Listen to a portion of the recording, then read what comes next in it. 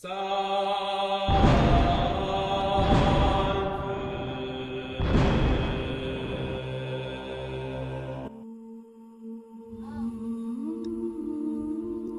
pinagsamang lakas noon ng mga dalopahaw at ng kanilang maestro, ay halos labis na pahirap ang binigay sa kanila nitong si Magda. Kung hindi pa nila nakuha ang mutyang binantayan ng mga elemento na kung tawagin ay mutya ng maral, ay hindi pa nila tuluyang magapi si Magda. Sa pamamagitan ng panlinlang ng mutya ng kanilang maestro, kung kaya't nagawa nilang malaman ang pinagmula ng lakas ni Magda. Ang nilalang na yon ay halos mahalintulad mo sa isang pusang gubat na dalawa ang buntot.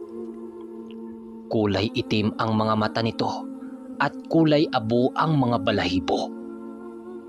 Hindi ginamit ang ganong mutya sa pakipaglaban, bagkus ginamit ito sa pangunguha ng bagay katulad ng mga mutya. Nang makuha na ito ng kasangga ni Maestro Incorito, pinilit pa rin itong bawiin ni Magda.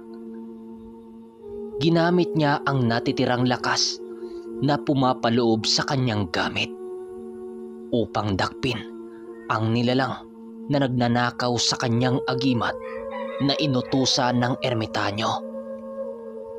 Sa paghabol dito ni Magda, ginawa naman ng mga maestro nila ang kanyang makakaya upang mapigilan ang nais ng kanilang kalaban. Nang madakip na ito ng maestro ni Manong Duming, agaran din naman itong isinubsob ang pagmumukha ni Magda upang hindi na ito magawang makagalaw. Nang matagumpay na nilang makontrol si Magda, halos nagpupumilit pa rin itong lumaban sa kanila. Kahit ano pang gawin ito, wala itong magawa sa pinagsamang lakas ng dalopahaw ng kanilang maestro at ng mga mutya nito.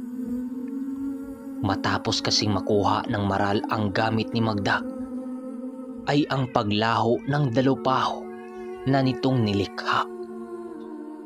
Nang mapagtanto nilang wala nang pag-asang makausap ang taong yon, wala na silang nagawa kundi kitilan ito ng buhay.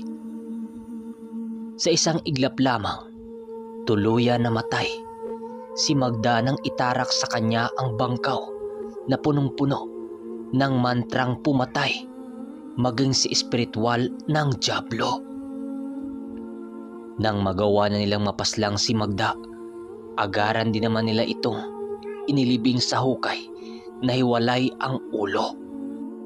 Labis kasing naniniwala ang maestro ni Manong Duming na mayroong kakayahan ang mga ganong uri ng tao na muling mabuhay. Maaari pa rin kasi nitong matawag ang kanyang aral doon sa impyerno upang mabigyan siya ng pahintulot sa mga dyablo na muling mabigyan ng buhay para na din makapaghiganti sa kanila. Matapos itong magawa ng maestro ni Manong Duming, doon palang tumahimik ang kanilang pamumuhay. Wala na kasing nagtangkang gumambala sa kanilang katahimikan, maliban lamang sa taong yon. Nang marinig nila Noli ang kwento ng ermitanyo, animoy muli na namang naglakbay ang kanyang wisyo sa ibang mundo. Habang sila ay nakikinig, hindi nila maiwasang matulala dahil sa isang napakagandang istoryang ibinahagi sa kanya ng kanilang maestro. Sa pagsapit ng gabi, pinili nilang makapaghanap ng kanilang mapagpahingahan upang maging ligtas sa paghahari ng kadiliman. Ang napili nilang lugar noong pagpapahingaan ay ang 2 punong nakatayo sa isang maliit na burol. Doon nila napagpasyahang magpahinga dahil kitang-kita sa lugar na yon ang buong paligid. Sa pagsapit ng gabi, mahimbing lang namang natutulog ang mga kasama niya. Nahuli kasi itong sinuling natulog dahil siya din naman ang huling nagdarasal ng gabing yon upang mas palakasin pa ang kanyang mga gamit. Habang hindi pa noon nakakaramdam ng pagkaantok sila Manong Duming at Mang Carpio, panay lamang ang kanilang pag-uusap tungkol sa kanilang paglalakbay. Nagsindi rin sila doon ng maliit na siga nang siyang nagbibigay sa kanila ng liwanag sa paglalim ng gabi. Pagka kinabukasan, muli na naman nilang ipinagpatuloy ang paglalakbay nila Noli. Inaasahan na nila noon na sa loob ng 3 araw, mararating nila ang lugar ng tarusan at mararating nila ang baryong kinalalagyan ng kanilang mga kasamahan. Pagsapit ng tanghali ng kanilang paglalakbay, dahan-dahan na nilang pinatakbo ang kanilang mga kabayo. Nadapo na kasi sila sa isang maisan at sa dulo nito makikita mo ang mga taong nagkakasiyahan sa isang baryo. Kung kaya't hindi sila pwedeng magpatakbo ng mabilis dahil maari kasing merong mga pananim ng kanilang madadaanan nang siyang magiging sanhi upang kagalitan sila ng tagalugar. Sa pagpatuloy ng pagdaan nila sa baryong merong nagkakasiyahan, biglang nabaling ang wisyo ni Noli sa ibang bagay. Meron kasi siyang naamoy na malansa at masangsang na amoy sa hangin na isang indikasyon na merong mga aswang na nakihalubilo sa mga tao doon. Dahil sa mga naamoy ni Noli, pinili niyang sabihin ito kaagad sa kanyang mga kasama. Manong Duming, Mang Carpio, may mga aswang sa paligid natin. Nang sabihin ito ni Noli, agad din namang ibinaling niya ang kanyang atensyon sa paligid. Alam nilang may mga aswang na gumagala sa lugar na yon, kung kaya't meron talagang silang naamoy doong kakaiba. Sa pagsipat nila Noli sa dulo ng nagkakasiyahan, bigla naman silang napahinto nang makasipat sila ng sabong sa lugar. Hindi nila inaasahan yon, kung kaya't ganun na lamang ang kanilang pagkatuwa. Noli, napakasakto naman ang pagdating natin sa lugar na ito. Biruin mo, tupada pero napakaraming dayo sa lugar. May pistahan kayong nagaganap rito? Uwi ka naman ni Danilo habang pababa ng kabayo. Ito ang baryo ng Ulosihaw. Ganito talaga ang kaganapan sa lugar na ito sa araw ng Sabado, iho. Wika ni Manong Duming. Huminto sila sa lugar na yon upang pakiramdaman ang lugar.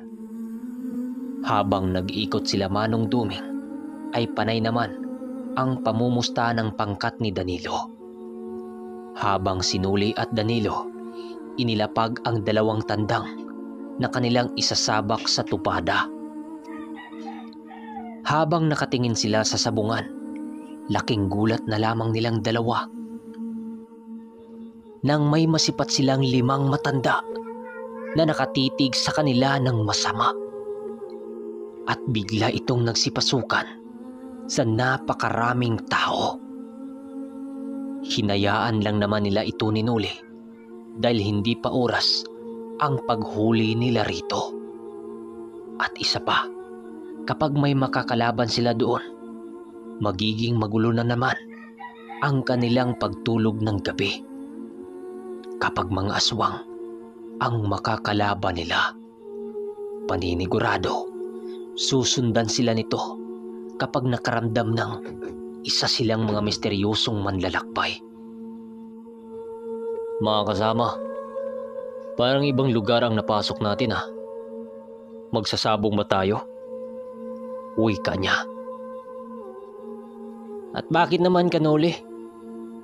Wika sa kanya ni Lando. Oo nga Kanoli, Ngayon pa ba tayo atras? Baka dito mo masilayan ang kasing lakas mo. Dagdag pa ni Lidyo. Di naman umimik si Nuli ng mga oras na yon.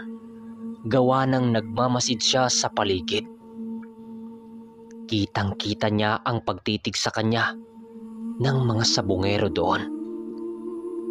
Ang ibang naglalagay ng tari sa mga panabong ay natigilan dahil sa pagramdam nila ng presensya ni Nuli. Ibig sabihin lang nito, parehas na may mga karga ang nakakaramdam sa kanya. Lumipas ang mga minuto ay merong lumapit na isang lalaki sa kanya na kapwa nila mananabong sa lugar. Isa din itong antingero para kay Nuli dahil kahit hindi niya nakikita ang mga gamit nito, nararamdaman niya ang pagtibok ng mga agimat nito sa kanyang katawan. Nakakamangha ang ginawa mo, iho. Nais kong malaman kung anong usal ang para dyan. Tanong nito sa kanya. Sa gamit na pinagkaloob sa akin, Mano. Wika niya. Ang gabay ba ng mga nino? Sagot nito sa kanya. Kaya pala mahusay ang pinapamalas mo, iho. Di nga ako nagkamali. Unang sipat ko pa lamang sa tindig mo. Alam kong kakayahan na yun ng mga nino. Nais ko ring mataglay ang ganong gamit pero sadyang mailap para sa akin ang elementong naggabay dyan. Sagot naman ng panauhin. Ako nga pala si Solomon, taga-Bakunan. Gaya mo, mahilig din ako sa ganitong larangan. Mag-ingat ka dahil maraming mga tinik sa lugar nito. Biglang nanlaki ang mga mata ni Nuli nang malaman nito ang isa sa pinakainangatan niyang gamit. Matapos niyang marinig ang mga katagang yon, ay agad bumalik sa kanyang alaala kung paano niya nakuha ang gamit na yon. Napaatras ng bahagya si Nuli nang sa hindi mapaliwanag na dahilan. Nuli, anong problema? Tanong ni Danilo. Wala, Danilo. Atras muna tayo.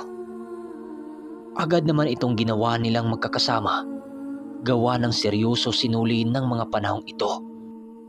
Nagkakatitigan ang dalawa hanggang sa magsalita ito ng, kumalma ka muna. Hindi ako lumapit sa iyo para kunin ang pagmay-ari mo. Bagkus nais kong patunayan kung talaga bang mabisay ang gamit-gamit mo. Kung ayos lang sa iyo, papipiliin kita. Maglalaban tayo sa Rueda o maglalaban tayo sa mapatag na lugar na tayo lang dalawa. Wika nito nang siyang ikinagulat ni Nuli. Sa Rueda na lang. May gagawin pa kami mamayang gabi. Mahirap na. Sagot niya.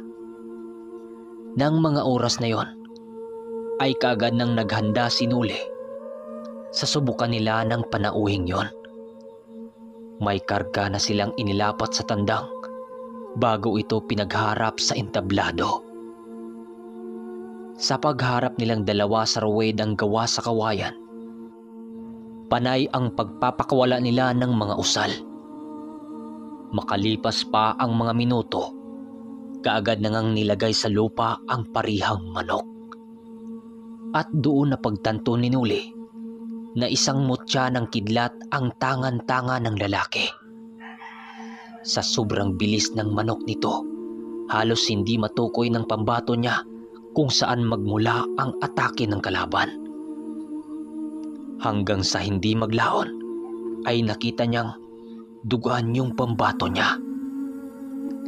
Alam niyang tumagos ang tari nito sa kabal ng patalim. Nang makita nitong wala ng pag-asang makontra ni Nuli ang gamit nito, napangisi na lamang ang antingerong sumubok sa kanya. Ngunit sa isang iglap lamang, biglang nagulantang ang panauhin Nang makita nitong animoy nilamok yung pambato niya sa lupa. Isang atake lamang ng ginawa ng kay Nuli. Bumagsak bigla ang kalaban na para bang hinagis sa ere. At ganon na lamang ang pagkagulat ng lalaki. Matapos ang labanang yun, nakipag-usap pa ang lalaki sa kanya sa labas ng sabungan tungkol sa mga nilalang na kanilang nararamdaman sa lugar na yon.